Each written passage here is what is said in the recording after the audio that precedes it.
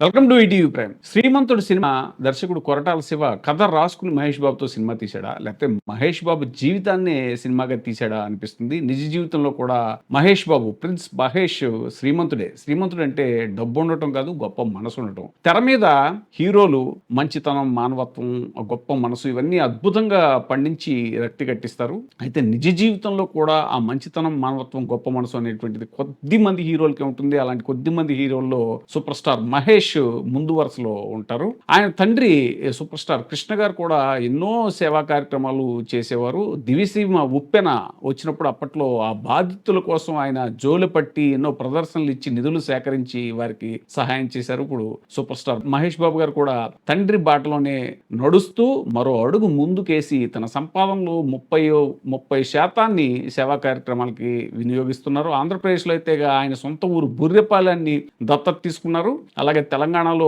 సిద్ధాపురం గ్రామాన్ని దత్తత తీసుకుని ఎన్నో అభివృద్ధి పనులు చేస్తున్నారు. ఆ గ్రామాల్లో ఆయన అభిమానులు ఆయన్ని మహేశ్వరుడు అని పిలుచుకుంటారు. మహేష్ బాబు తన ఫౌండేషన్ ద్వారా ఎన్నో చిట్టి గుండెలకి ఆపరేషన్ చేయించారు. ఆయన కాపాడారు. ఇప్పటివరకు 4500 మంది చిన్నారులకి గుండె ఆపరేషన్ చేయించి తన గొప్ప మనసును చాటుకున్నారు ఈ శ్రీమంతుడు ప్రిన్స్ మహేష్ బాబు. నాకు వచ్చే ఇన్కమ్ లో 30% వాళ్ళకని చెప్పి మహేష్ బాబు చెప్పడం జరిగింది.